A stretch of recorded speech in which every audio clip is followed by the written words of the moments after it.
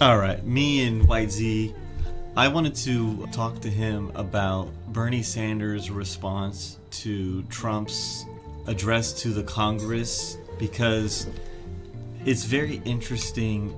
Each side is selling a vision for the future, right? And it doesn't matter if it's true or not, if you believe it or not. If you listen to Trump's address, it's very forward-looking. It's focused on progress, on creating manufacturing jobs, about peace, ending wars, heartwarming stories about the lady who lost a child and then they rename an animal reserve, or the child who gets the honorary badge to join the FBI. So it's all positivity, right? And then what is the Democrats' response to this? And I just, it fell short. I'm like, what are they talking about? So that's why I wanted to discuss this. Trump has claimed that climate change is a hoax originating in China. A lie. During his speech tonight, Trump did not have one word to say about how we are going to address the planetary crisis of climate change. The last 10 years, as most Americans know, have been the warmest ever recorded, and extreme weather disturbances and natural disasters have been taking place all over the world, from California to India, across Europe to North Carolina. And yet, not surprisingly, Trump had nothing to say about climate change except, I guess, drill, baby, drill. Well, that's going to help a whole lot. And let's be clear. Not only did Trump fail to talk about some of the most important issues facing the working class of America, but the solutions, we quote, he proposed would only make a bad situation even worse. So, first thing he brings up is climate change is so important. Now, I believe for not all, but many on the left who talk about climate change are so fake, okay? Because they will do stupid crap like ban plastic bags, ban straws. But if you are really serious that in 100 years, the Earth is going to warm by 3% or so, this is going to melt the ice caps, and it's going to flood the shoreline miles inland, destroying many cities, probably disrupting farming, society in general. This is a very important topic if you believe all that. And so Biden should have been opening up nuclear power plants. He should have pushed really hard to make sure that oil was, like I remember when Obama, a long time ago, was asked, is the oil company going to be able to expand or open up in America? He's like, yeah, but they're going to be bankrupt, because he was passing laws to make it hard for them to do that. That is the kind of approach you would have if you were really serious, but they're not serious, okay? So, but what do we hear from Trump? Hey, I support nuclear power plants, a smaller modular version of them for giant data centers that Silicon Valley wants to build to support AI infrastructure. So that's forward-looking. And of course, Trump isn't doing this for the environment, but in the end, it would help the environment. So what do you think about that? Just one thing I want to mention really quickly is like there's implicit bias on both sides, right? There's this echo chamber people exist in. It only becomes amplified the longer you're in it, and the people that are part of that echo chamber, they tend to recycle the things that they hear. We heard this when Obama was in office. We heard the right do this. When Trump was in office, we heard the left do this. And it's just a cycle. Yeah. Every party definitely has to be contending with each other. Even if they agree with them, there has to be a countermanding force. We agree with what they're doing it wrong. We would do it right. That I think it's relative, right? Because in a democracy, it's important to have opposing forces. If Bernie came on and started saying he's doing a lot of things right, well, then why are you even responding? Because it wouldn't make any sense that you're saying that he's doing these things right. So my point is, like, they have to take these positions, even though in certain instances they agree with them. We're coming off of 4 years of Biden. And Trump, although he seems like he's been there for a year, he's only been there a couple months, like a month and a half, right? So if you bring up people can't get houses, well, that's the problem you were supposed to solve when Biden was in. We aren't addressing climate change. Yeah, but you didn't solve it when you were in power. I'm saying, like, implicit by it, when there are these people who exist in these camps and they're repeating these same attack lines, which is what Bernie does. Bernie just says the same thing. A lot of the people on the left, they do the exact same thing. What you hear and what you see is just a recycling of the same attack line. So for me, I just accept it. I know for you, it probably... Listen, we how many times does the border come up in our lifetimes? Okay, gosh. How many times? Well, immigration is a campaigning. It's a campaign issue. What about oil companies? Are we going to subsidize them? Are we going to shut them down? Here's an interesting point. Can the immigration problem be solved, and do the parties want to solve it? It seems like no. Yeah. If it comes up every single time, every election, and neither party solves it, what does that mean? Every election. Want the problem. Why? Because it helps them get elected. It galvanizes their side. Yes. Yeah. It's a problem that never gets solved, but every 4 years they can run on it. Dreamers, that's something that existed even before Obama. I think going back to the Clinton era or the Clinton presidency, and one of the things that I think during the Obama administration, they got to a point where they were able to solve it in his first term. What they concluded was that they didn't want to solve it because they would utilize all their political capital on solving an issue that allows them to run on. It's an issue that they can run on. Republicans is the same way. Trump did the same. Basically, every Republican, going back to Bush Sr., used immigration as a campaign issue. As far as Bernie goes, he's basically bringing up things that are going to be in that same vein as immigration. They're just campaign issues that they can run on. If they talk about it enough, then they believe that they'll be able to peel voters away from the opponent, from the opposition. A lot of it's out of touch, though, because some of these issues, they're not really issues, but if people care about them enough, and I would say generally younger people do care about these issues enough, like the just beginning to vote American, they do care about the environment because they're just out of school. They're still idealistic, very idealistic. The real world hasn't crushed that and said, not no, yet. You're not going to do that yeah much. Not yet. Yeah, calm down. Yeah, and that idealism, it needs to kind of, it needs like tempering. Yeah, it needs 10 years of a bad economy for them to realize 10 years of failed promises for it starts clicking. Wait a minute. Didn't the last president say the same thing? And nothing happened? And they passed a 10-year plan which they know will never happen because they're gone in 4? Well, the only thing I think that the environment, like, as an issue that I think Democrats could potentially run on in the future is, so bags were banned. I remember that being a thing, and straws were banned. But what they ended up doing was they encouraged, and I think this happened during the Obama years, but the administration encouraged businesses to add a tax. You want to use the bag? Okay, we're going to tax you, or we're going to charge you like 50 cents or something for the bag to use it. Democrats could focus on give businesses more opportunities to increase their income by giving the consumer more choice to decide whether or not they're willing to pay for the convenience. And convenience is a big thing in an economy. This is the problem, though. If you think that it is such a huge problem, listen, maybe 30 years ago now, Al Gore was like, listen, in 20 years, those ice caps are melting. We're doomed in 20 years, right? Now, fast forward 20 years, we're still seem to be fine as far as I can tell. But the doomerism is still there. So if you believe it, then you would force companies to use biodegradable packaging.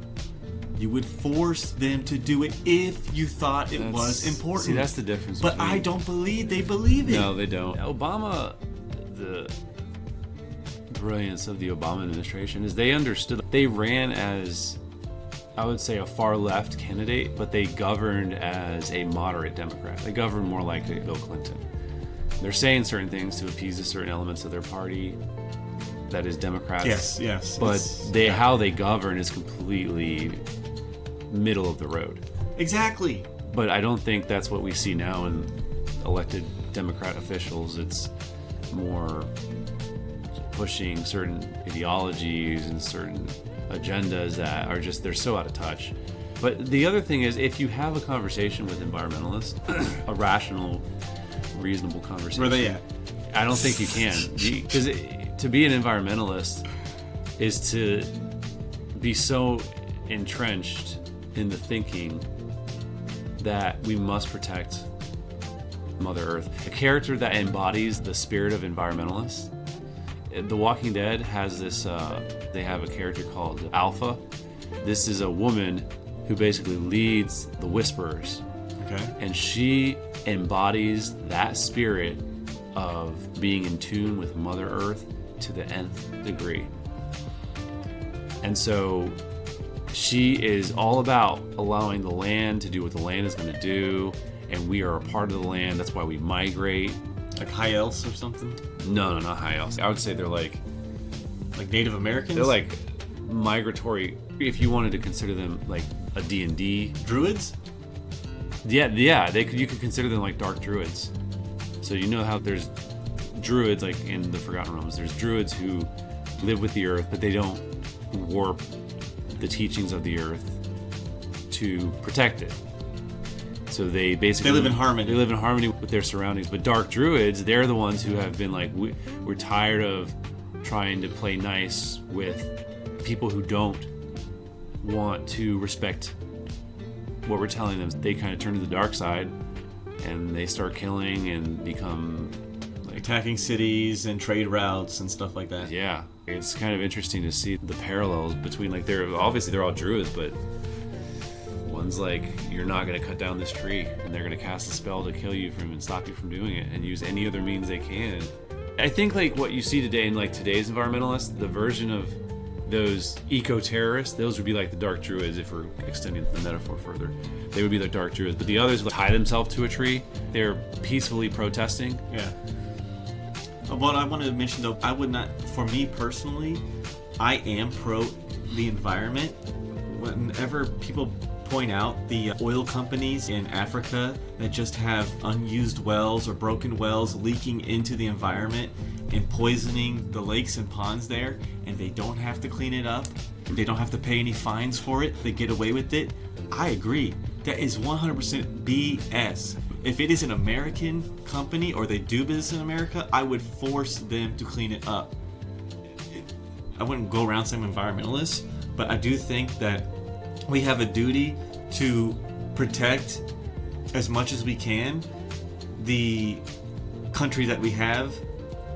Like I said before, I've watched many animal shows growing up, and I do want the elephants to exist 1,000 years from now. I do want lions and tigers and giraffes to exist 1,000 years, not in a zoo, but in real life, walking the plains of Africa.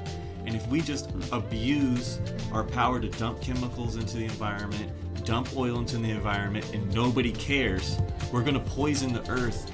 And even for selfish reasons, there are places in Amazon where they're finding new chemicals, new molecules that they can turn into cures. We could be destroying future benefits to humanity because of our current greed and mismanagement. So in that factor, I do ally with the environmental message that isn't crazy. Yeah, but that's the thing. When you're on a path and you're trying to navigate those hurdles and those challenges, how do you stop yourself from going off that path into the dark side? I mean, it's very easy.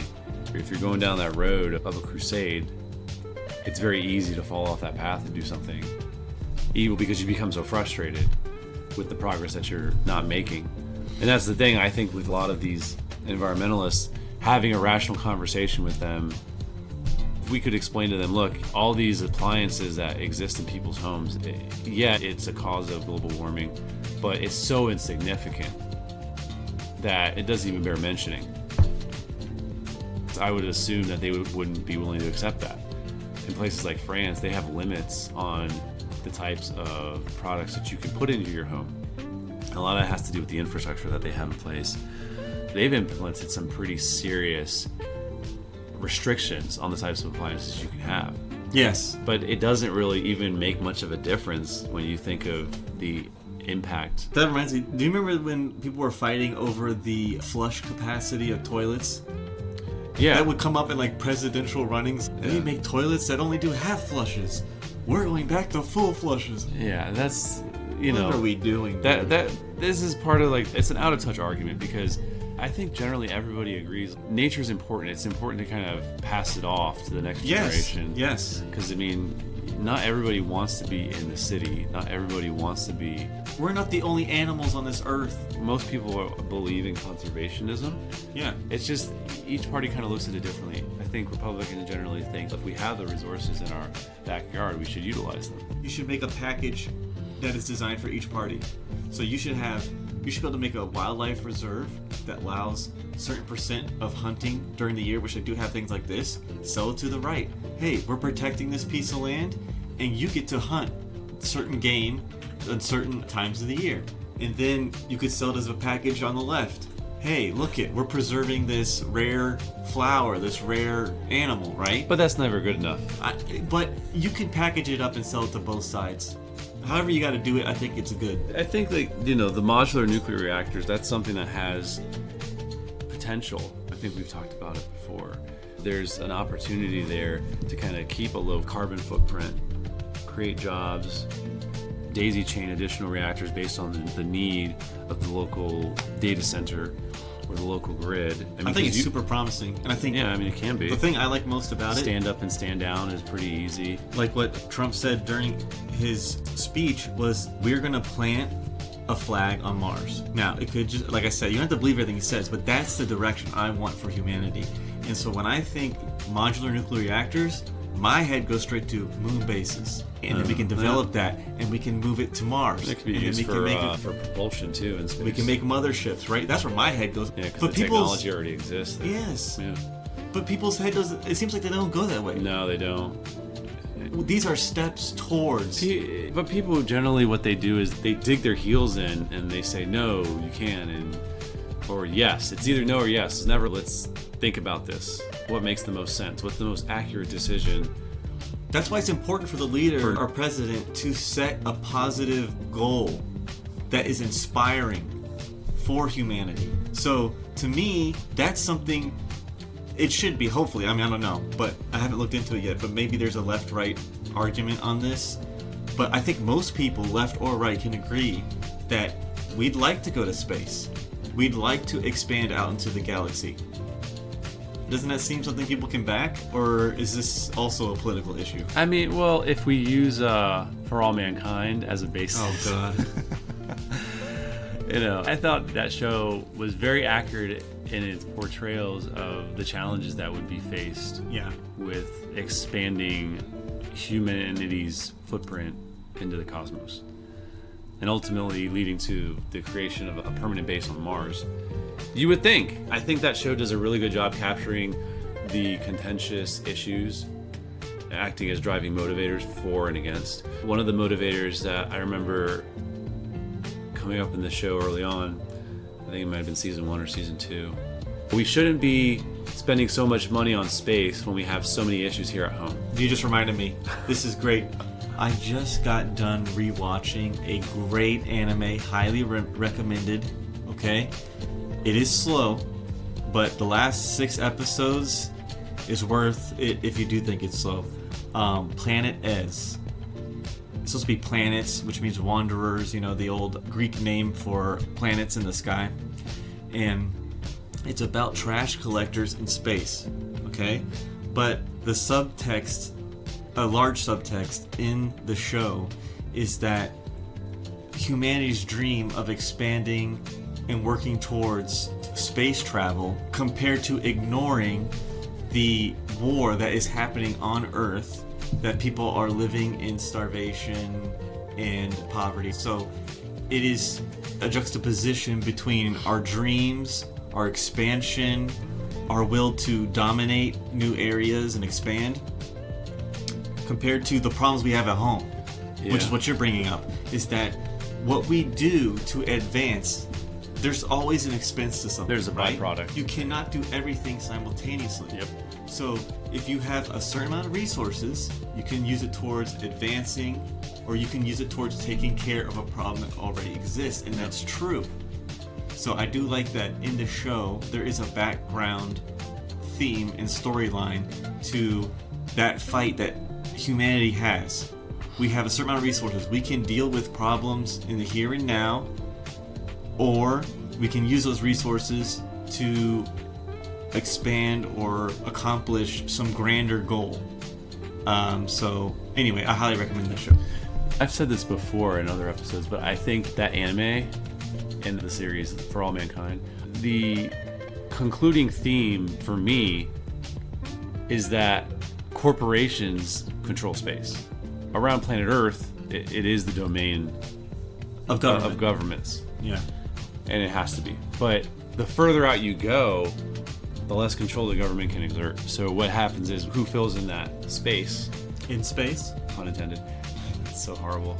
Should I delete that part? Yeah, you might need to. No, I'm keeping it. Yeah. Who fills in that void? Well, it's corporations, which takes me back. Yeah, it comes to your alien point where you Is think that aliens is the vision of the future. Yeah, I think that is going to be what the future of space travel, space colonization, I can space see it. mining, I can see it. and governments will become corporations. We'll have hired military. Warfare is going to look completely different. Technology will be a part of that, but the future, the vision, the aspirations are going to completely alter, which is kind of interesting if you think about, like, morals typically tend to guide countries' decisions or interests. The interests are usually balanced with morals and values.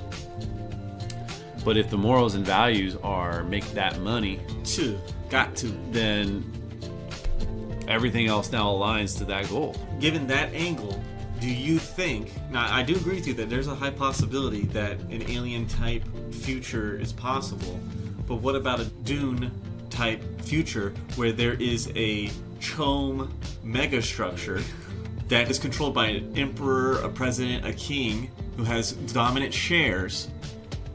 Could that structure exist? Yeah, I think in some ways, I think it's possible. We'll have to do another Dune. Yeah, we're gonna go over 'Cause, some more there- book stuff because we it's like them. incredible how relatable and how many parallels you can draw from the things we talk about, the topics we discussed, back to Dune. Because Perhaps, there's so much in Dune. yeah, I mean, there really is. Yeah, it's massive. I think it's possible. I think in the future, corporations continue to expand into space. They start to claim territory.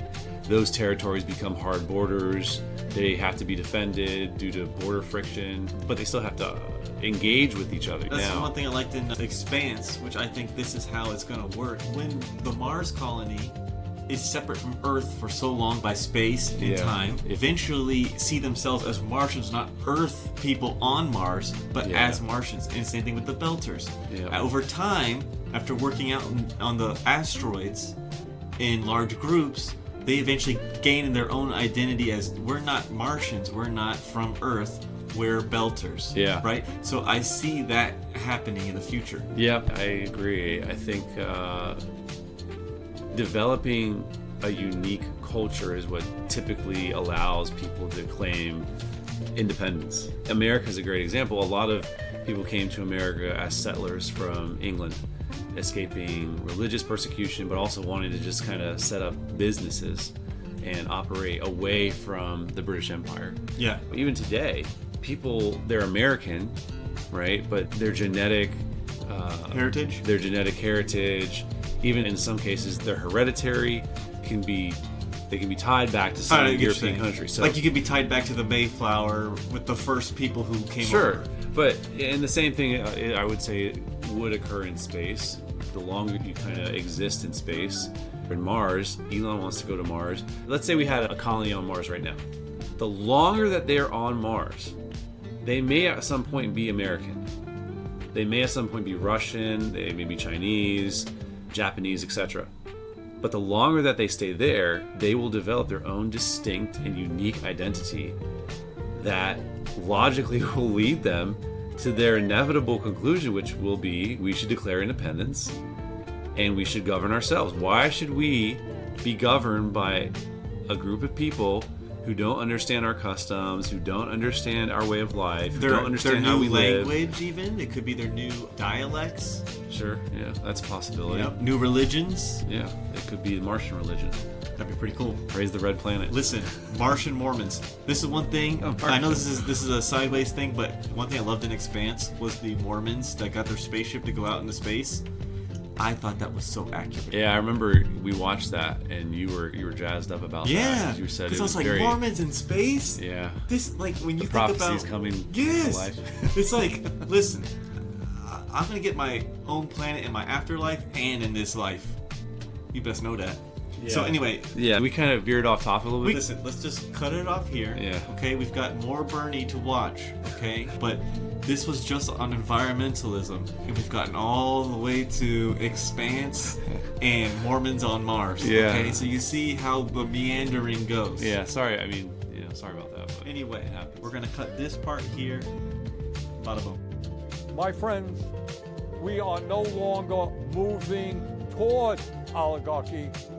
We are living in an oligarchic society. Now let's take a moment and try to escape from Trump's parallel universe, the universe that you heard tonight. Let's do something really, really radical. Let's actually take a hard look at the problems that Americans are facing. Today, 60% of Americans are living paycheck to paycheck. Unlike Trump, I grew up in a family that lived paycheck to paycheck, and I know something about that reality. It means that every day, millions of Americans worry about how they're going to pay their rent, pay for childcare, pay for a doctor's visit when they get sick. They worry about what happens when their car breaks down and they can't afford the $1,000 it costs to get it fixed. And what happens when they can't get to work because they don't have a car. They worry about how they can afford to buy healthy food for their kids when the price of food is off the charts. Today in America, everyone knows that our healthcare system is broken. It is dysfunctional, and it is outrageously expensive. We remain the only wealthy nation on earth not to guarantee healthcare for all. Mr. President, we have nearly 800,000 Americans who are homeless. Over 20 million of our people spend more than half of their limited income on housing. We have a major housing crisis in America.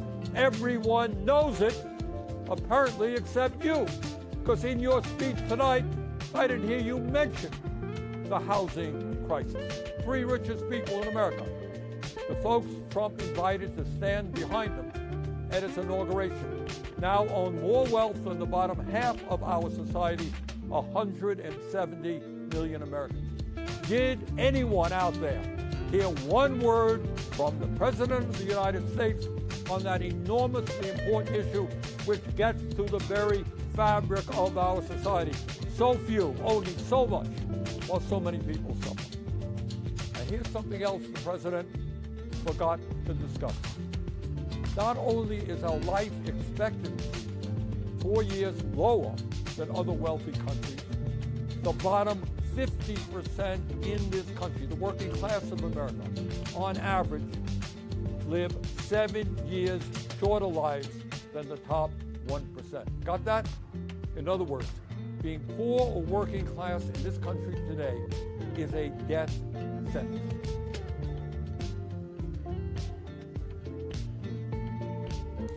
Okay, me, Black D, and White Z are gonna go over the shit that Bernie's talking about. Why are you laughing? Anyway, so You sound like Yogi Bear. it's close. I'll do better next one. Next one will be better. Okay, so one of the first points he brings up is 60% of Americans living paycheck to paycheck. I agree. I've seen this in my own life, how people live.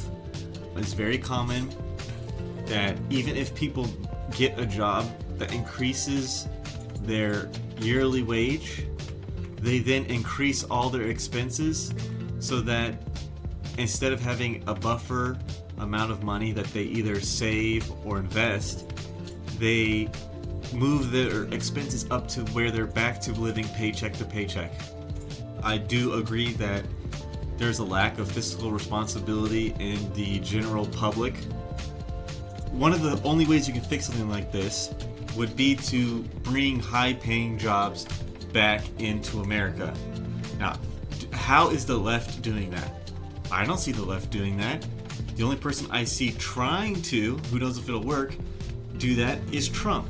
Trump is trying to use tariffs as a tactic to get companies to build plants here in America that will then create high-paying jobs in America and hire Americans in those jobs.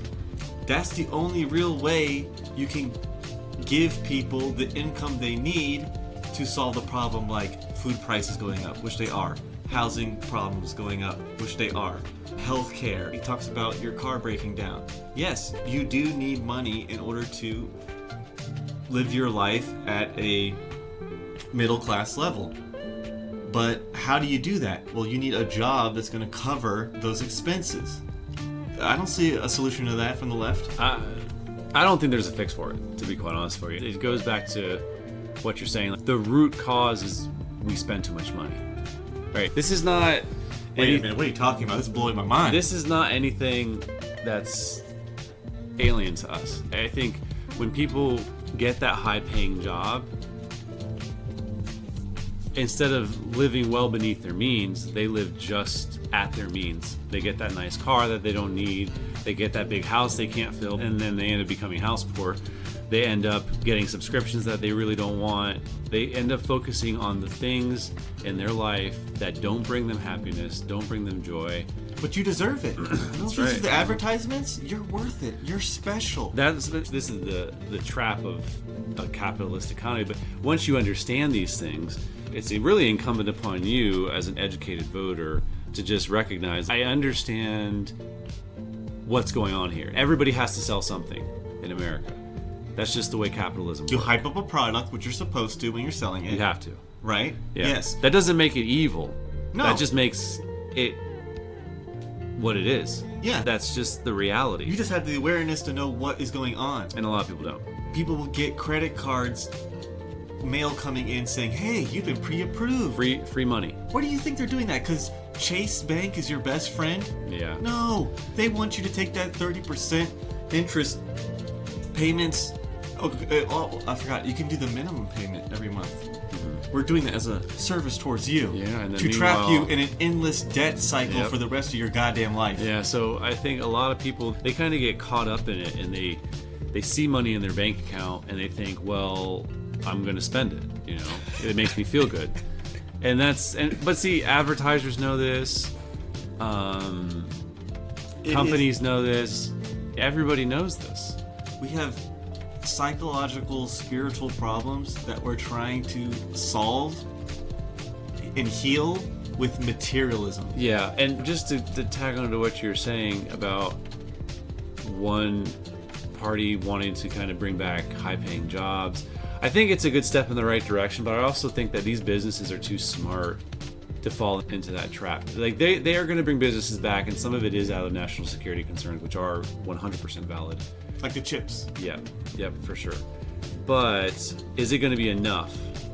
And the answer is no. I think it's good that they're coming back because it gives people in the tech industry some mobility and flexibility to kind of be like, well, I did, for instance, application development for a period of time. I always enjoyed building computers or interacting with hardware. I had my own projects or whatever. Yeah. And then now this is an opportunity for them to go learn something else. That's one of the things that's really fantastic about living in America is that there's lots of opportunities. You just have to have the willingness and the grit to go do it. And otherwise, nothing's really going to stop you. Everyone is more than willing to give you an opportunity and a chance. And what you can't say that about other countries. No. So let's go to the next point he made. What was that right there? Healthcare, expensive, and dysfunctional. Okay, yes. I totally agree with the left on this point. It's that our healthcare is out of control.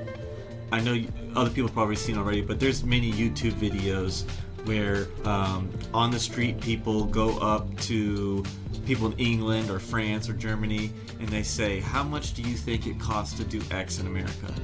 And they're like, I don't know, $100? No, $10,000. And they're completely shocked by the prices that we have to pay. It's like they can't even believe it. They're stunned. They're shook.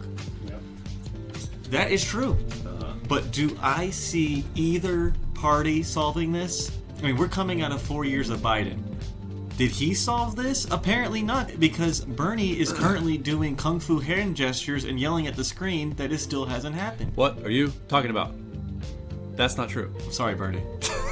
But anyway, so this is another fake issue like we talked about with the border. It never gets solved. It comes up every 4 years. Yeah, we do know what the cause of healthcare expenses are. There's a minority of sick people in America that create this drag effect on the entire healthcare system for all of Americans. So the younger you are, the more you end up paying into healthcare, Medicaid, because of the sickest Americans. I remember a conversation about this, kind of flipping the system, which is like, well, we pay all of our taxes for Medicare and Medicaid go towards those sickest Americans. But what about if you're healthy? Instead, so you flip the system. You basically say, I'm a healthy American. I eat right. I diet on occasion. I manage my weight for my age and my height.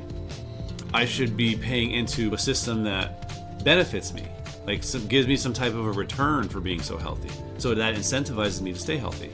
Dude, it's one of the basics of humanity. Humans respond to good and bad incentives. Yeah. If you incentivize being healthy, more people will do it. If you disincentivize things, less people will do it. It's just a fact. Yeah. So you're right. Where is the bonus? Where is the credit for living your life not being a drain on the healthcare system? That's really why Medicare and Medicaid cost as much as they do, is because we're paying to keep these people alive, and the alternative is not very appealing to the electorate. They don't want to consider maybe these people had a good life. You know. Well, you're saying euthanasia. I'm saying that it's hard for people to accept any other solution. So that is the solution. The solution is we pay more so that the sickest among us have the dignity and end-of-life care that they deserve. Now, other countries don't do that, but that's what we've chosen. I will bring up here that I am definitely 100% pro-euthanasia, okay? I am not going to become a decrepit, absent-minded, drooling, wheelchair-bound elderly man. I definitely intend to be euthanized. I'm not living that way. So, anyway, I'm definitely pro that. But let's go to the next topic. All right.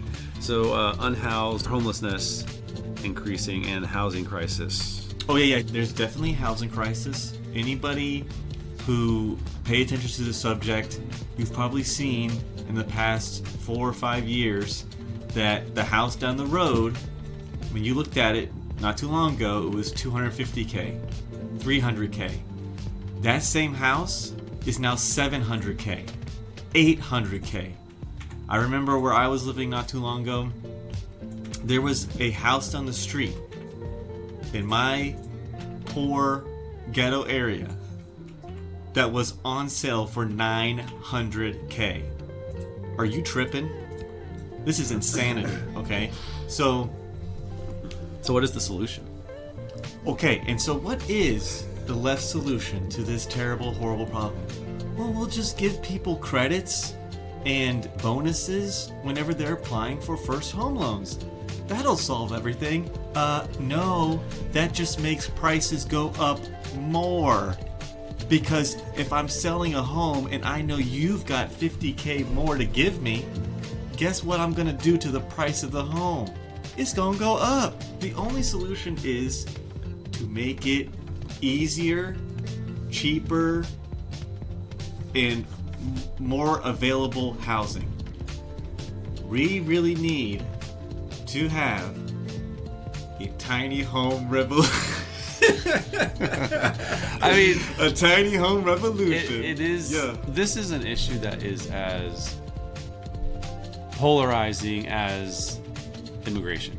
Oh yes. Everybody always talks about housing costs being too high, rent being too high. Another solution that they offer is, or the left tends, is what you mentioned before, that they tend to do things like give incentives via free money, rent caps in certain states, which Talk about the rent cap. they put a cap on how much you can increase the rent, which disadvantages landlords because Which then decreases housing projects, apartment improvements, complex, renovations. because why would you do it? I can't recoup my costs. Let's say you had an apartment complex, a duplex, a quadplex. You have costs of maintaining the property grounds. You have the cost of maybe painting and redoing the driveways and parking areas, maintaining pools. The roof can go bad, right? So rent caps, they kind of work against the landlord because it's basically just protecting the tenant completely and not giving the landlord the flexibility they need to maintain the property, the look, the feel, and ensure that longevity for that property is maintained overall. Yeah, you're not able to make decisions over your own property. The whole point is you're providing a service, which is housing somebody, and you're trying to make money. I wouldn't say like across the board rent caps aren't necessary because like consider senior citizens. In places like Florida, they have what's called a reverse mortgage. I think the right situation requires the right tool, the right implement. I think rent caps, though, across the board, I don't see that as being useful. But Section 8 housing is another one. There could be individuals who are part of some domestic violence or they're part of some witness protection. Or have a bunch of children they can't afford. Yeah. Sometimes I think being able to utilize these programs in the right moment makes a difference. But it's just, I think what we end up often seeing is this across the board That's what happens. application from the left. It's not specific Which case. is funny because they each have their across the board solution. This is one of them when it comes to housing. It's do rent caps across the board. And what we're seeing in government right now is Republicans doing cuts across the board. It's not surgical, it's a hatchet or a chainsaw. I agree with him. So it's not that Bernie's wrong that this is an issue, but y'all aren't solving it. And I don't see the right solving it either. Yeah, this goes to a point you mentioned about tiny houses. There's very few counties in America that zone for mobile homes or tiny home communities. And I think this is something that could potentially grow more in the future if there's a business that's willing to do it and kind of champion the case, because it's always going to be an issue. In good times, it's less of a concern, but how often are the good times versus the bad how times is a young economically? couple supposed to move out, start their new life They can't. when they've both got $80K worth of student loan debt? They can't. And the home that is on the market that they can't afford, is 400, 500, 600K. No wonder people can't get married until they're like 35, 40. Well, because even- you can't even afford to start your own house Well, for your own family because nobody can afford the shit. Even if they have no debt, can they afford to get a house on their own? Can they afford to live on their own? Can they afford to pay their rent on their own? And the answer is For many, no. No, it's the answer is no, and that applies to millennials and every generation that comes up behind them. Each generation that's coming up after, the problem is even more severe. Yep, and this is a natural progression to the next point, which is wealth inequality. Okay, yes. So Yes. he says that there's 3 people, which you saw behind Trump, standing there, that own more than 50% of the rest of the citizens, right? The issue is, in my opinion, no matter the society, no matter the government structure, there's always going to be a small amount of people who control most of the land, most of the money, most of the businesses, right? This is just what happens. There's always a top layer of society that accrues more and more of the goods, services, resources, money of that society. And to think that, no, but if we get a leftist person in there, then they're going to change things. And they're going to level out the playing field. No, they're not. They haven't. They will not. Government can't solve all of your solutions. They sometimes have good ideas, but I think that's rare. Obama had, that idea about flipping the system, where if you're healthy, you get like a rebate for staying healthy. That was an idea born out of the Obama administration. We haven't really heard ideas like that. So is there a market for something like that? I think yes. There's a business that could develop around that idea. But that's where the free market should come in and provide that service or provide a product. What do you think about wearable tech? Because I think that, now I don't know if this will ever happen, but a good way, for instance, they make apps for tracking your driving of your car. Yes. And how you drive your car can determine how much you're paying insurance on your car. Why can't we have apps on people's phones? I'm thinking Apple Watches or some other tech that's on their body that tracks their glucose, their cholesterol, how much steps they take a day, and that gets factored into how much you pay for your health insurance or how many benefits you get for Medicare, Medicaid, right? That would be a system that would be fair, but guess what? Inequality. Because what are they going to say? Well, there's people who live in the ghetto that have food scarcity, so they can only buy Twinkies and McDonald's. So you're disadvantaging them. Only the rich Californian can afford organic avocados and to run on their fancy treadmill. So unfortunately, we can't do that. I think the idea I gave you, or presented a moment ago, was kind of the way Republicans would approach it, which is if there's a gap in the market, well then a business will rise, or somebody smart enough will rise to address that gap. And that's basically what being a businessman is. You identify some product or service gap that exists, you create a solution, and then you market it. Yeah. What the left have traditionally, especially these past iterations of Democrats, they want to give things to people instead of encouraging them to create their own business. When's the last time that Democrats discussed expanding or utilizing the Small Business Administration to provide opportunities to minorities? Now, and this was something that was talked about during the presidential campaign, the 2024 presidential campaign.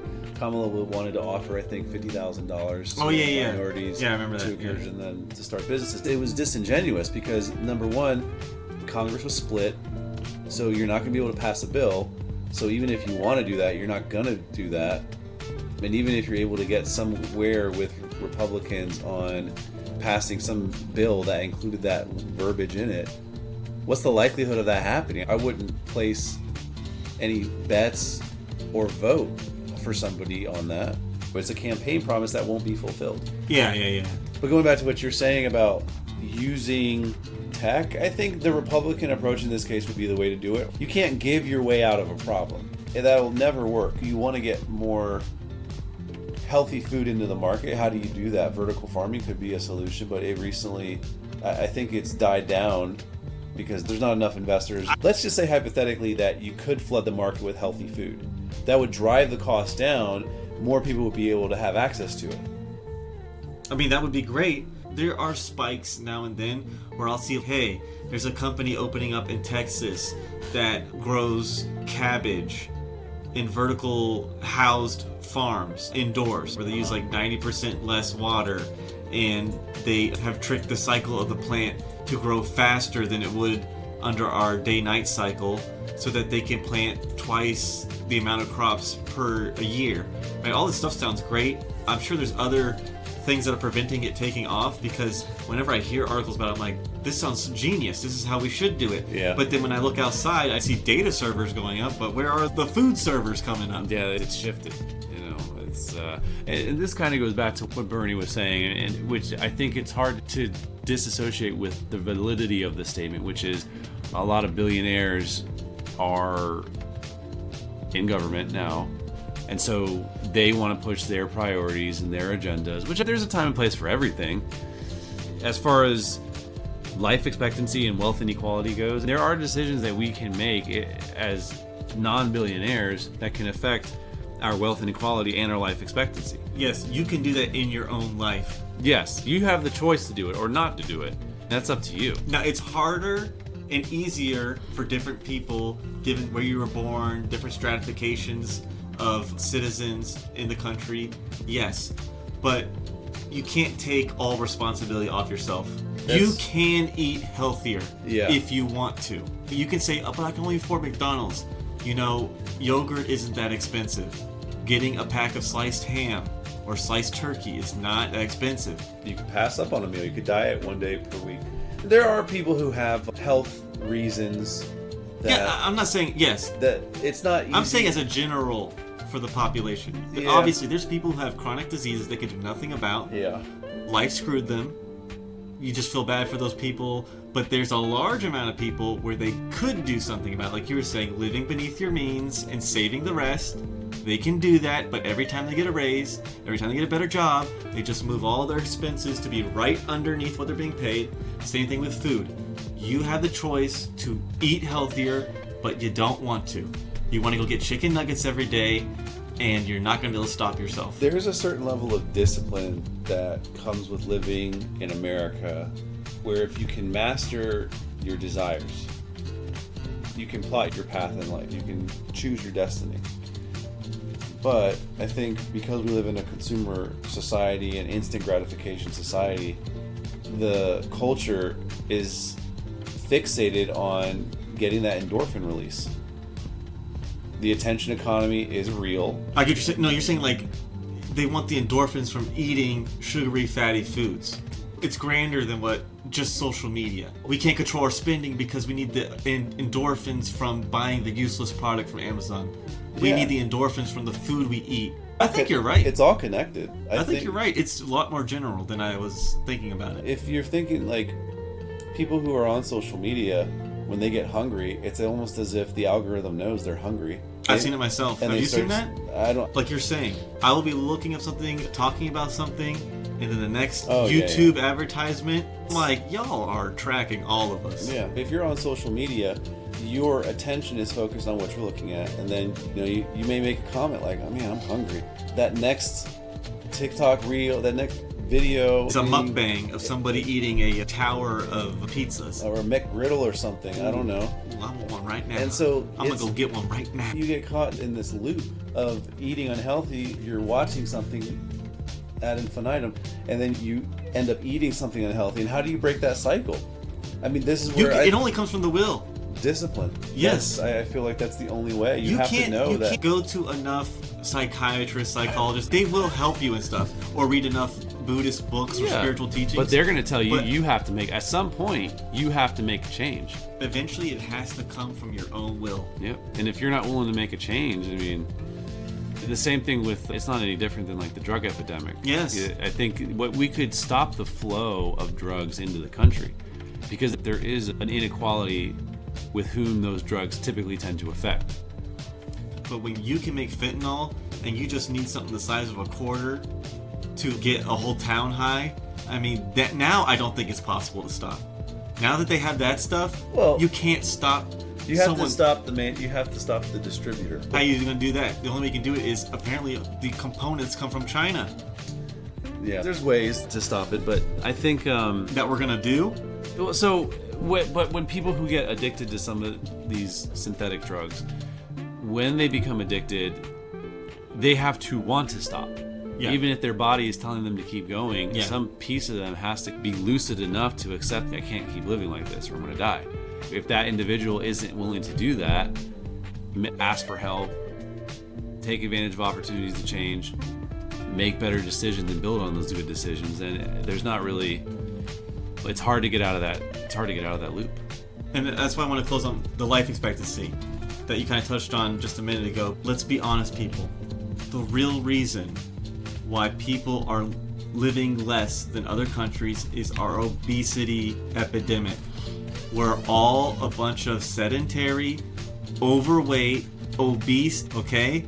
And we all know, look at yourself in the mirror.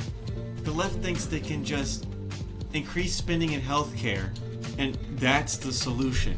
I'm not a fan of everything European, but this is one thing that they have figured out. You need to walk more, you need to eat healthier food, don't keep food in your fridge for longer than a week. You buy what you need, you eat what you need. and then you walk and you burn calories and you have a lifestyle that encourages physical activity to keep you moving. Yes.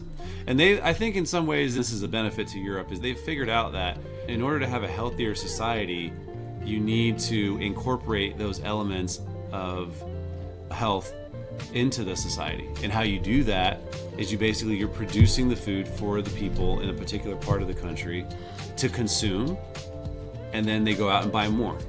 So they create this cycle where people are walking out, going to multiple stores to buy the things that they need. They take that home, they cook it, they repeat that cycle. Do you think Robert Kennedy is going to change any of this? I hope something good comes out of him being there. That remains to be seen. Because for us to adopt a European lifestyle, there's so many infrastructure changes that have Maybe to not occur. lifestyle, but at least. And do you think our food could change? No, I don't think so. I'm a little bit pessimistic on that point. These have to be changes that are implemented and then sustained over multiple years and outlive the administration. And I don't think that's going to happen. The mom and pop shops, they have to be present. If you look at like France and Paris, there's a healthy amount of mom and pop shops that exist, and one may exist just to sell fruit, another may exist just to sell pastries. They may have a butcher. So I haven't been there, but you've seen this firsthand, right? Yeah, and there's one for like pharmaceuticals and the drugstore, but they're separate. They don't put everything in one place. It's not like a mega grocery. No. Like a Walmart. No, they have those, but they're not prevalent. Okay. That's intentional. You go to the store where you want something, and then you go to the next store, and then you go to the next store, and on and on and on, and then you just repeat that cycle, and that creates activity. That creates movement. You're burning calories. Is it frustrating? I mean, yeah, of course it can be frustrating, but that's the difference between the European thinking and the American thinking. We want more convenience. They've accepted that if you get that convenience, you become sedentary, or as you said, a fat ass. Man, so true. That is so true. Okay, so we shall continue with more of the Bernie ranting. Me and YZ, we're continuing with the Bernie response, his fiery, passionate speech. Okay? He makes a lot of great points, like, it's so weird that billionaires, they only support the right. The left, they only take in $2 to $3 donations. Yeah, right. They both get backed by billionaires.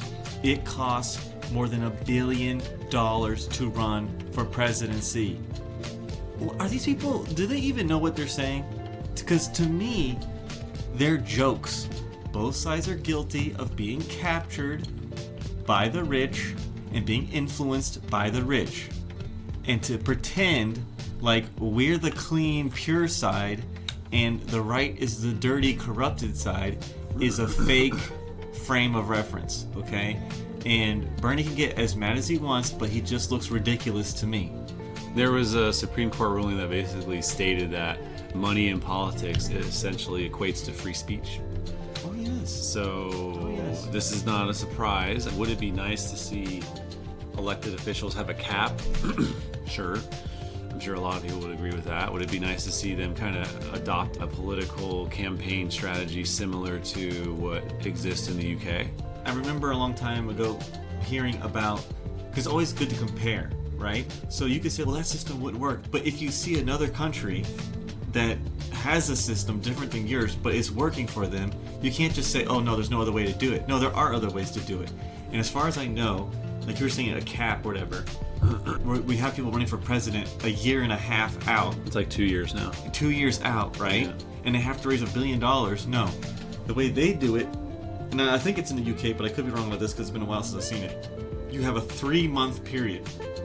So there's 3 months and then the vote comes. They are allowed to use like public radio shows, public TV, and they have like conference room stuff, right? Uh-huh. So there isn't this giant push for I need $1 billion to run. You can run on a much, much smaller budget. And I think that is much more advantageous to the population because it doesn't mean there's no corruption, but that leads to less corruption, more people running, you have more options, and people having more access to them, especially given how everything's going online and social media. Why isn't this stuff done with the chat room? Why are we adapting and evolving to have more participation. But anyway, go ahead. Well, it's a system that has existed for the longest period of time. I'm not sure that there's much that can be done about it. I know efforts have existed at the federal level. There's been some legislation introduced, as well as at the state level, to make the popular vote count for more. Whether or not that's going to happen, it would take a party to be in control of all chambers of Congress, plus the presidency, to amend the Constitution, and you'd have to get like 3/4 or 3/5 of the vote from each individual state to alter the weighting of the popular vote to make it actually count for more. There's too many pockets being lined. Where's that $1 billion going that they're raising? Imagine a future where people are raising trillions of dollars to run for president. Oh my God. Dan, come on. What are we going to say? I mean, Our opinion ain't going to matter. If you need trillions of dollars, there's going to be like 4 or 5 guys that can afford for you to run. those who had the most money could bankroll the next president, and the reality was not true because Obama was able to get elected, and there were a lot of people who secured billions of dollars in funding, and they lost both times. Oh yeah, if you're very charismatic and good at using social media, you can definitely overcome. Trump didn't beat people by money, but he definitely beat them by having everybody cover him 24/7. He understands getting his message out, he understands getting attention. So yes, there are people like that, but still you need giant coffers. I mean, Trump is doing something that is very reminiscent of the Obama years, which is he's constantly in the news. He's constantly driving his narrative. He's constantly shaping and molding the conversation. That's the exact same thing that Obama did, and that's why he was able to get elected. The difference is Obama wasn't a millionaire or a billionaire. He might be a millionaire now, but he's a millionaire now. He wasn't a billionaire for sure. Yeah. Before, he was just a public servant. Trump was a billionaire before he became a public servant and before he ran for president. I've heard people concerned about the fact that there's billionaires who are now running government, and the way they want to run government is as a business. And I think that in some ways you can do that, but the services that exist at the government level, yeah, The I don't know. complex mesh of bureaucracy, they can't even cut people's jobs. They're getting stopped now. Yeah. You can't run like a business. And I think that's funny. It's interesting to see because it's funny. There was the initial buyout letter. Apparently, 70 to 80,000 plus people took it. And we'll know towards the end of this year how that plays out. And another buyout letter came out. It's difficult for businessmen to fathom that the government cannot be run like a business. It's important to understand what's the product that you're producing and who is consuming that service, or what is the service you're creating and who's consuming that service. If the product is national security, the service is that you're keeping Americans safe, and that's what they're paying taxes for. Well, this is the thing. When you're running a business, though, you're watching not only the inventory that's coming in, the money that's coming into your business, but also what you're expending. If you look at it from like a manufacturing frame of reference, let's use Tesla or any car manufacturing company. If they're producing a car, they're producing it for somebody to buy, but that same model doesn't apply to the government. If you look at like FDA, okay, FDA is a regulatory body. They oversee numerous industries. Their service is that they're making sure that the products that are being marketed to Americans are safe. So do they create anything? If a government official wants to expand a program, it's going to be much easier than if they want to shrink a program. If they want to hire more people, that's going to go through easier than cutting people. If you want to make a new department, that's easier than destroying a department. Now, if you own a business, you have to have the power to create and destroy where it is needed in your own business. But in the bureaucracy of America, getting rid of things, cutting things, destroying things, that's almost impossible to do because of the bureaucracy. That's true to an extent, but again, in business it's very simple. You live or die by the quality of the product that you create or the service that you're offering. It's very simple. And you're competing against other people. Well, in government, who are you competing against? There's no competition. You're competing against yourself. If we consider like Social Security, Medicare, and Medicaid, that is a service that the American taxpayer pays into. Yeah, they're supposed to oversee, manage, and then distribute that money. And of course, somebody has to do that. So if you have HHS, who's responsible, for instance, for managing Medicaid, just as an example. I don't know if they do or not, but just as an example. And all of a sudden, those Medicaid checks aren't coming. New enrollees aren't being accepted. Okay, well then, why not? What is the roadblock? People are going to get mad about that. They're going to want to know, look, I just retired. I want to start drawing from Medicaid. I want to start drawing from Social Security. And Social Security Administration is its own administration. This is where I think AI can come in. This needs to be a streamlined process that gets done digitally. I don't know if it's true or not, but Elon said that one of the limiting factors of him firing people was that they could only process, I think it was 10,000 documents in a certain period of time, because the physical documents had to be taken into an escalator that goes down into a mine and put into a vault, and you can only go as fast as the speed of that elevator. And he's like, what is this archaic, ancient crap? I'll tell you another crazy thing. So, you know, one of the things is like we are trying to sort of right-size the federal bureaucracy, just make sure that this, obviously there need to be a lot of people working with the federal government, but not as many as currently. So we're saying, well, okay, well, let's, if people can retire, you know, with full benefits and everything, that would be good. They can retire, get their retirement payments, everything. And then we were told, this is actually, I think, a great anecdote, because we were told the most number of people that could retire possibly in a month is 10,000. We're like, well, why is that? Well, because all the retirement paperwork is manual on paper. It's manually calculated, then written down on a piece of paper. Then it goes down a mine. And I'm like, what do you mean a mine? Like, yeah, there's a limestone mine where we store all the retirement paperwork.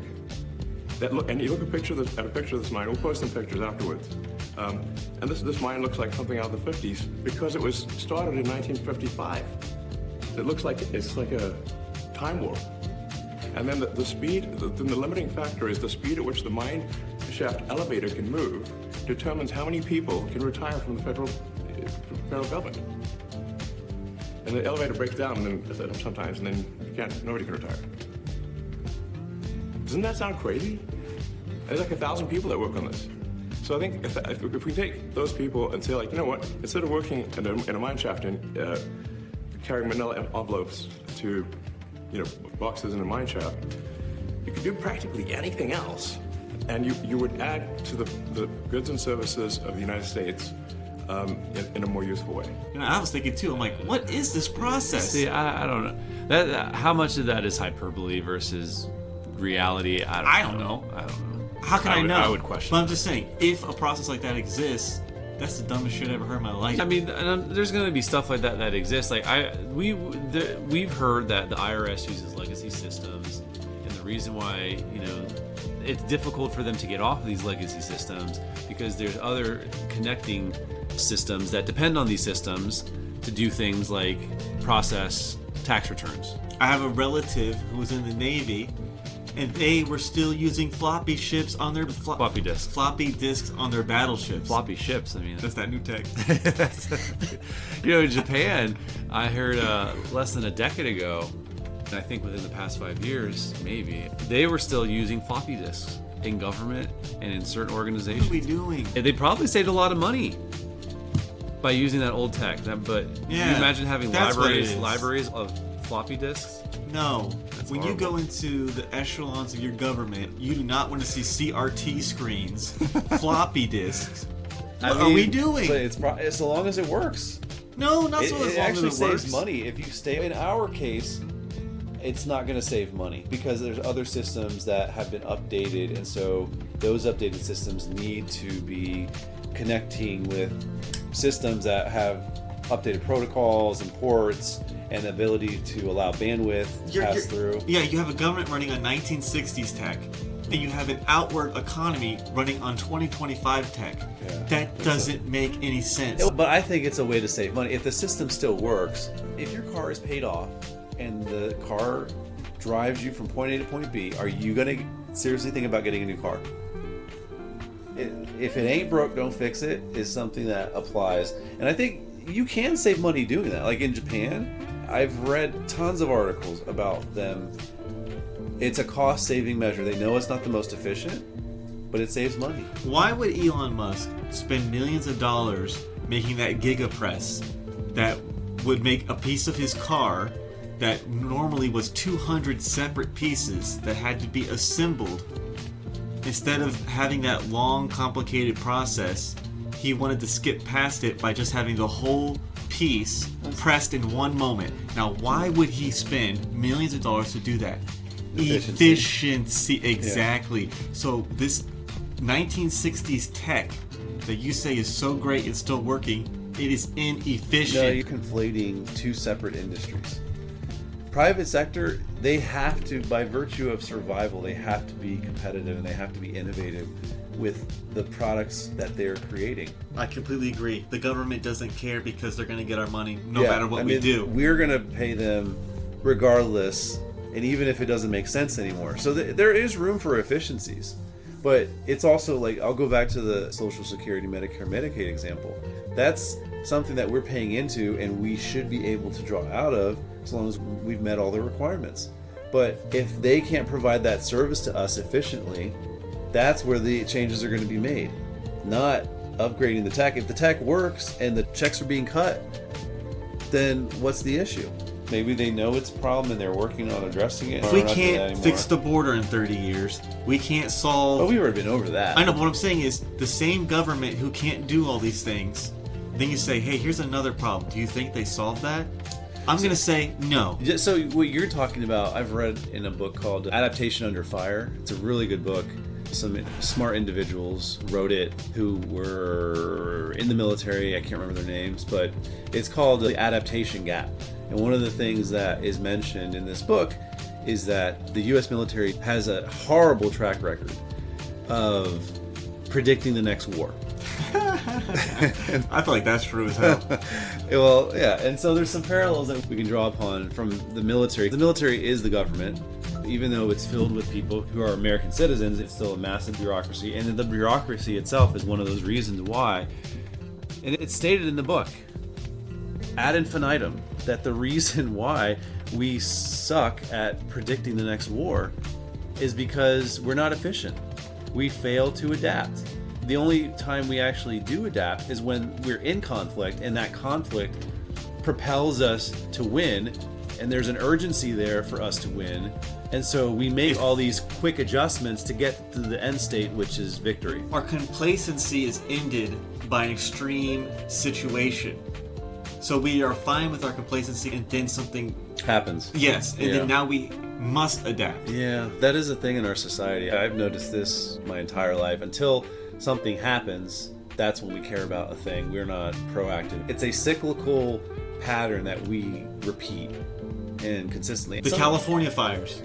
Yeah. These people are paying the highest taxes probably in the world, and their government can't cut brush, can't keep water flowing to protect them from fires, which they know are going to happen because they have the same conditions every single year, yet they can't do it. Now, I'm assuming after this Palisades debacle, the burning down of that entire area, I'm assuming next time they're going to be a little more ready, but they'll only be a little bit more ready because of the extreme condition, the crisis.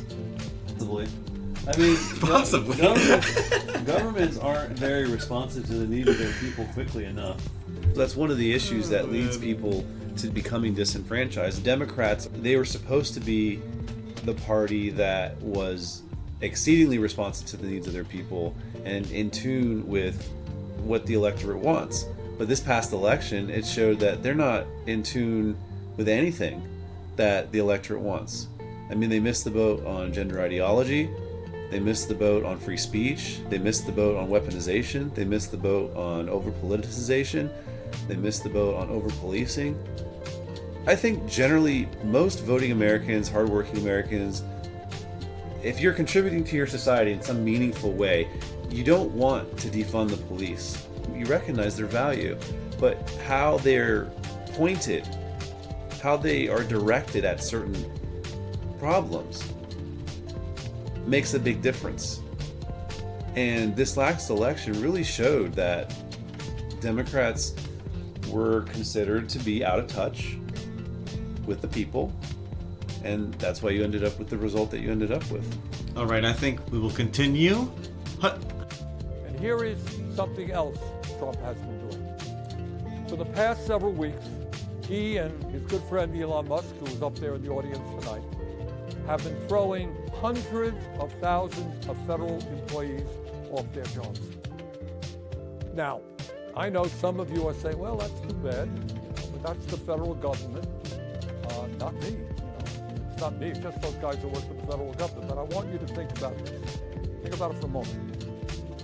If Musk and his friends can arbitrarily throw federal workers out on the street today, what do you think that Musk and his fellow billionaires will be doing tomorrow when artificial intelligence and robotics explode in this country? Do you think they'll give a damn about you and your families? No, they will treat you exactly the way they're treating federal employees today. You will be out on the street as well. This is outrageous. Okay, no, forget it. Okay, he brings up a good point. A lot of our cherished, beloved government workers are losing their jobs. I was just crying about it yesterday. Now, most people, I think, don't feel too bad. Although government work needs to be done, and we all agree, do we think that we're getting the value for the taxes that we pay? I don't feel that way. So I don't think this idea of having huge sympathy for government workers is something I feel, but I'll tell you what I do feel. This idea of AI replacing them, ooh, I like that, Bernie. I see where you're going. Yeah, I would much rather have an AI bot taking care of many of these document pushing, document organizing that we're paying humans to do. Yes, I would rather an AI and a data center for much cheaper take care of these issues. What you think? His point about AI replacing jobs, it's a good line because he's spreading fear. But Elon controlled. Yeah, it's just more fear. Ooh. It's more spreading of fear is what it is. He's spreading this idea that if you leave these billionaires in power in government and you turn your attention elsewhere, what's going to happen is, well, these Fed workers are being laid off. Maybe you don't care about that, but wait until AI comes for your jobs. You should care about that because who controls it? It's Elon controlled AI, so it's evil AI. You understand? It's worse than just AI taking their jobs. We have an evil, billionaire controlled, demonic AI taking these jobs. What will he do with that information? White Z, what will he do? I'm scared. That's what they. I'm so scared right now. It's the same thing. Both sides do this, right? They spread fear of the other, spread fear of the lost jobs. It's funny that in some ways the parties are flipping in terms of ways that they message to their constituents. This spreading of fear is nothing new. For the longest time, Democrats used to run on this idea that abortion rights, your right to choose, is on the ballot. Now, it's probably happenstance that that's what ended up occurring during the first Trump administration. He's striking a chord with people who are watching this and seeing how many people are being laid off. It's tens of thousands. Maybe it's like hundreds, if not thousands right now. It could be tens of thousands in the future. Yeah, this obviously we'll have to see. Yeah. We don't know. What we're also hearing is that, well, what is Department of Efficiency doing? Well, they're replacing workers with AI chatbots. They're replacing tasks with automation. They're removing people from these regulatory positions summarily, in some ways trying to head fake them, but they're doing it nonetheless. And what do you think is going to happen when they're done with the federal government? Ooh. You think you could be next? Dun dun dun! We're already next. Have you gone to a McDonald's recently and seen the kiosks and only one person at the register? Have you gone to Walmart recently and seen 10 lanes, 2 of them open, and then they have self-serve checkout lanes on the right and the left? Yes. Have you seen the self-propelled, nobody on it floor cleaners that are now being used in grocery stores. Yes, it is already happening, and I would like the same system to be integrated into our government to make it cheaper and more efficient. There's a way that these things can be implemented. Unfortunately, anything that is implemented for efficiency can also be subverted. So there's trade-offs. Don't worry. The chips that go into all of this, the circuit boards, they're being made by our friends China, and I'm sure nothing bad will happen. Well, I guess we'll have to wait and see. All right. Anyway, we're moving on because listen, the evil Elon AI. I gotta work that into something, but there's something there. But I think that's a funny strat that the left is trying to scare their own side with. Evil AI Elon. Evil. I don't know. We gotta work on it. Okay. Now I know, because I've heard from many of you, that there are a lot of people out there who are feeling angry and frustrated at what's going on here in Washington, D.C. And some of you may feel a bit hopeless. So let me say this. At this particular moment in history, despair is not an option. Giving up is not acceptable. And none of us have the privilege of hiding under the covers. The stakes are just too high. Let us never forget, real change only occurs when ordinary people stand up by the millions against oppression and injustice and fight back. Yes, I know. The oligarchs are enormously powerful. I deal with them every day. I know that. Yes, they have endless amounts of money. Yes, they control our economy, and they own much of the media. They have enormous influence over our political system. Let us go forward together. Thank you all very much. All right. That was the end of his speech. Try to stay hopeful, everybody. Elon's after you. Jeff Bezos is after you.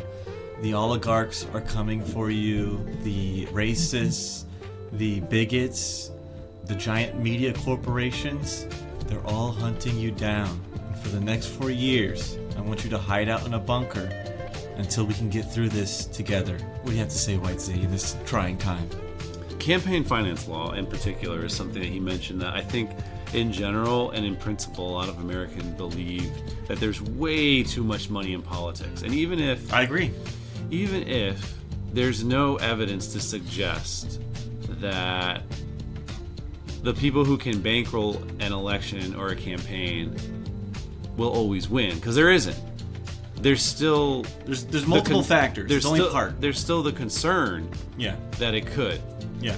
So I think offline we talked about the fact that Obama's campaign, I think, was one of the first that had billion-dollar investors. But that's not how he reached critical mass, right? It was his social media presence. Yeah. Basically, what Trump did in 2016, and then he did again in 2024. He was controlling the narrative. But as far as like billionaires go and like bankrolling campaigns, I don't think that there's any. I don't believe there's any evidence to suggest that a presidential candidate who has billions of dollars will win the presidency. It's not automatic. That's not a given anymore. So I disagree with his thinking there, because Obama, he was given billions of dollars, but his opponents were given more. He still won. I mean, obviously, Biden also won again. And since the first run of Obama, since Obama's first term, his first presidential campaign, what we saw was billions of dollars being invested into politics. And then ever since then, the White House has switched over multiple times. Yeah. So we've been back and forth. Two terms of Obama, one term of Trump, one term of Biden, Now we're again in a second term of Trump, but it's still his. This is a term. His second term, his final term, as far as we know. Dun dun dun. Again, everybody, please stay in your bunkers. You might have to stay in there 8 years. So I advise buying extra MREs so you can survive this apocalyptic time. And extra Thank you. tissue paper. You might need extra tissue Yes, paper. please raid the stores, gather as much Charmin Ultra Plush. Those are the best. Also, they are green, and everyone you buy plants a tree in a third world country. So you know, the idea that the campaign finance law is, it equates to, I don't know, like buying an election. I just don't believe it. And I know, you know, people in their bubbles, they're not going to believe that, but it's just the specter of it. The simple fact that it could potentially be an issue is what leads people to believing that it's a problem. You know, and something else to consider too is why is Bernie doing the Democrat messenger? response? Is he the image? Right? We were talking about this, that you're trying to make a counter to the right's messaging. And the left, well, how the left used to be, they did have a lot of important ideas, a lot of You know who should have been convincing. You know who should have been doing the response? Who? John Fetterman. I want to hear what Fetterman has to say. But I don't know, like you said, he's in, like we were watching He's real moderate, time. yeah. He's on an island. But that's why he should be speaking with a megaphone from that island. But they don't want to hear him. But this is the thing. Well, people don't want to hear the far left either. I know. The people who voted for Trump, the independents, the swing voters who voted for Trump in large margins, they do not want to hear what the Democrats on the far left of the party have to say. Maybe that's the reason why Bernie was talking, is because Bernie's always been kind of a centrist, maybe left of center to an extent. Yeah. But he's always been rational. I remember during his first presidential run, he was talking about bringing manufacturing jobs back to America. And then who picked up on that? Trump. Trump stole that line from his campaign. That's what. Remember? And they started using it. Remember, that's what Steve Bannon said on that show we watched with Tim Dillon.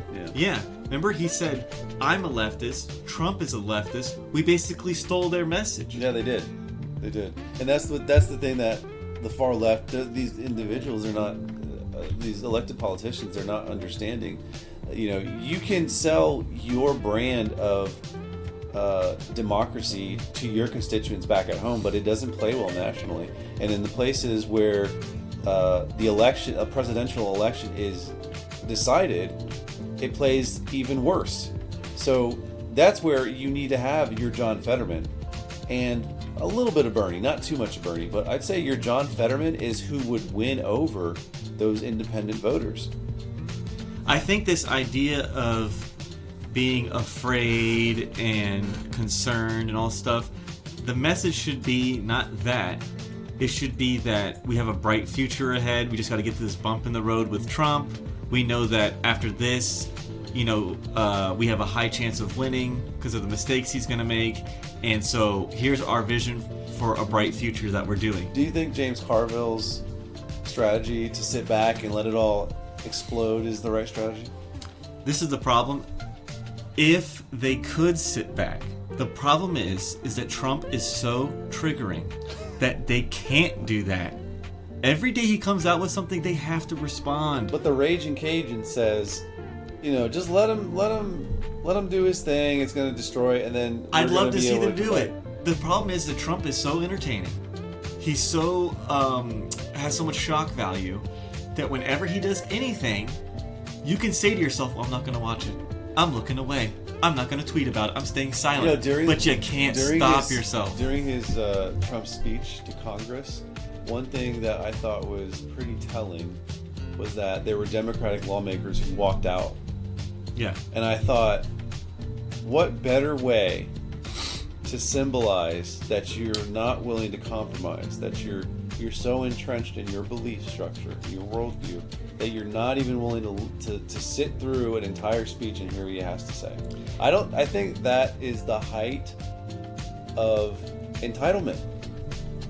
It's being, the thing is that the idea is not anymore, but we're supposed to, above being left, above being right, is we're Americans. Yeah. And we both share this country, and we both have to work and live together even though we disagree, right? Yeah, but nowadays, it's, we hate you.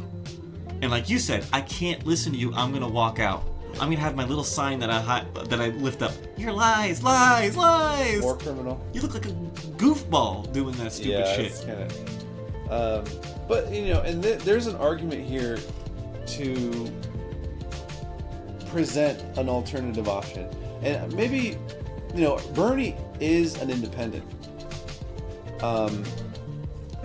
But he caucuses with the Democrats. So when he ran for election, he had to caucus with the Democrats because independents, there is no option for independents. There needs to be an independent option. There needs to be an independent party in this country. Yes, we've discussed this before, not on the podcast, but we wish there was plethora of different groups, political parties that we could join and vote for. This two-party system, we think, is just fake, okay? There is not... It's a false dichotomy, a false choice. There are possibilities for many more parties that we could select from that align with us closer to our own personal values. But we don't have that option. Either you join the red board or you join the blue board. You can't do your own thing. Yeah, I think especially the independents, and even if, and honestly, when you look at Democrats and you look at Republicans, there's different types of Democrats, there's different types of Republicans. The independent umbrella is even more fragmented. There's so many holes in that umbrella that it's hard to kind of connect them all together.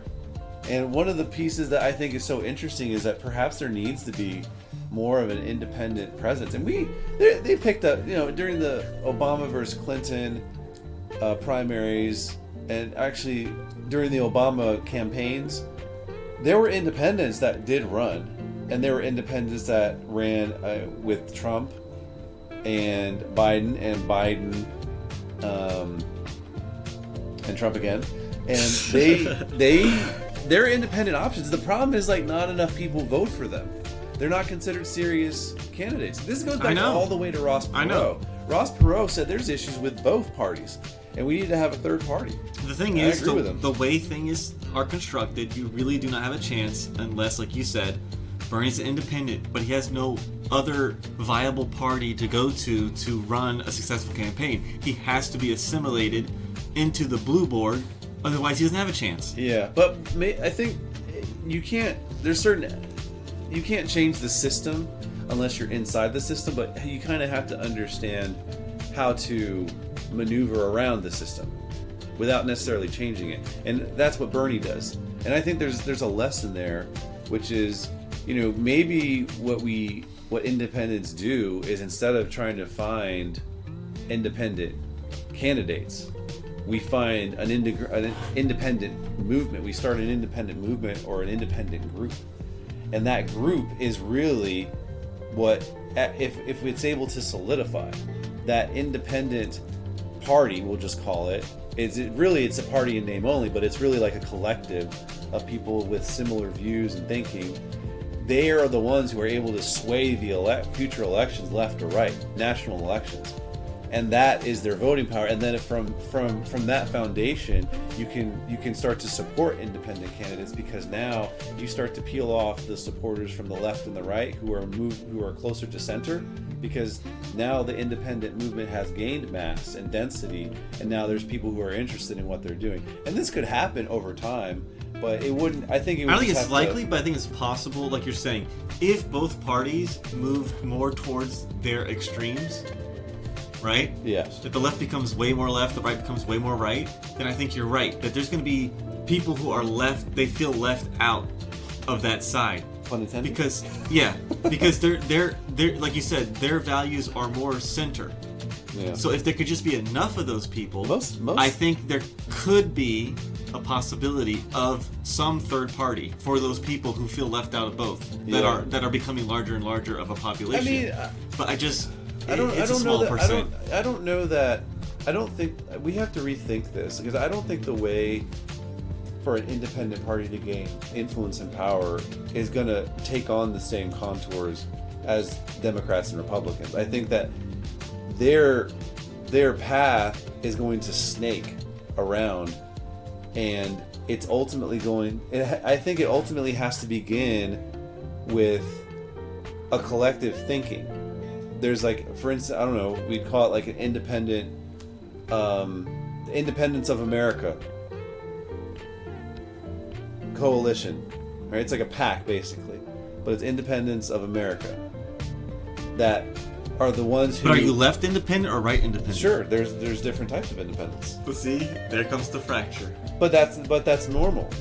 You see that in. No, I'm centered in the independent. Republican Party. You see it with neocons and military first Republicans and budget hawks, and then you see it in the left with gender ideology and social programs, support of social programs, regulation. This is the thing. I think those Things like parties, they already have the game rigged, right?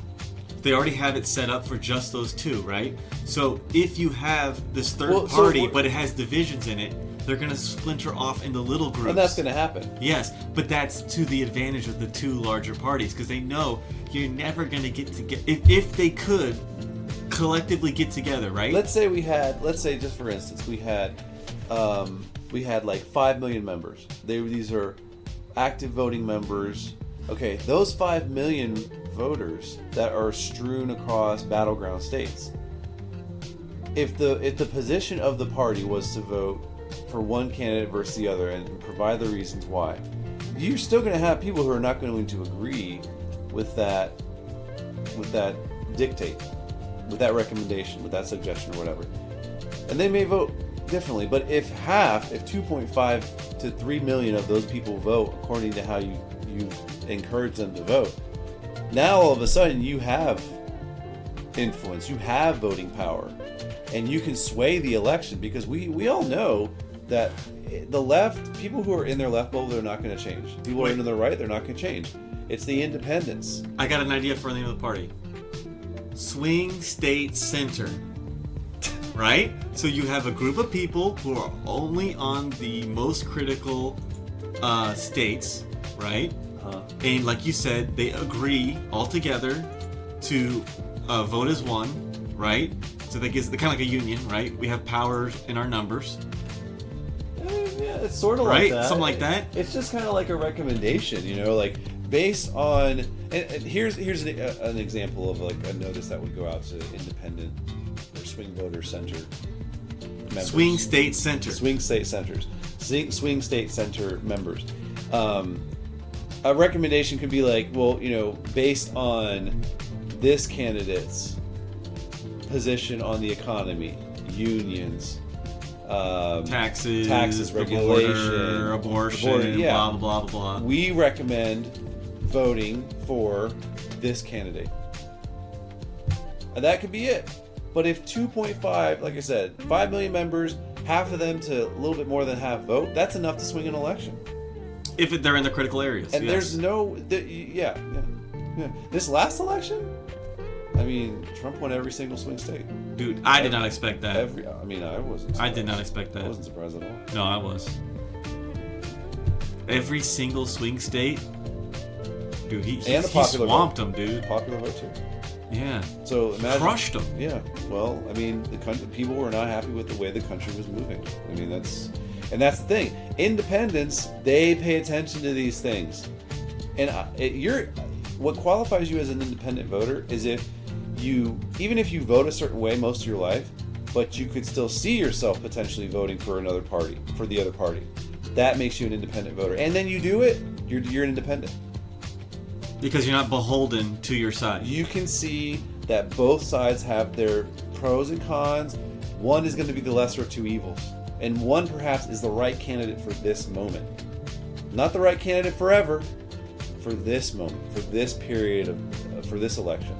And I think that's independent voters are very intelligent voters. They pay attention. They understand how government works. They understand how bills are passed. They pay attention to the details as well. And the things that we talk about in these episodes, these are the things that they listen to. These are the things that they pay attention to. And they care about the smaller details. They care about free speech. They care about the fact that we don't give quarter to terrorists. They care about the fact that we're spending way too much time talking about an ideology that impacts not even a significant percentage of the population. And you can fill in the blanks of what ideology I'm referring to. They care about law and order. Okay, they care about drugs entering this country. They care about the border and immigration. They care about having a strong military. They recognize the importance of technology and that it plays a place in our present and future.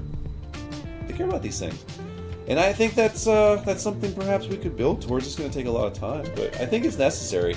It's like we've discussed, this binary choice. While we have to make one, It's fake. It is. It's an illusion of a decision. I've said this to you before. It's still a decision, but we're convinced.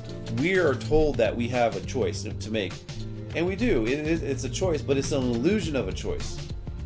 If we got to a point, let's say in this theoretical example that I just gave you, if we got to a point where we could sway elections just based on a notification, we could, after that period of time, fund a candidate, a legitimate candidate who could put both parties on notice. Like, look, the American people are tired of your divisiveness. They're tired of your solutions that aren't. We're going to run our own candidate, and he or she is going to be a serious candidate, and it's going to be the party of change. I think that's the only way. I want to agree with you, to turn things up, or to turn over the status quo. Because I've said to you many times before, we are in a simulation of our own making, and I think you're starting to understand what I mean when I say that. I disagree with his definition of a simulation. Yeah, continue. But I think you understand where I'm coming from. Yes. Which is like we've been here before. Consistently, it's either Democrat or Republican. I tell you, it's like the samsara in Indian religion, okay? We are caught in the cycle. But I have an important message. We're going to go eat noodles. Sounds good. All right, so I guess that caps that off. That be that.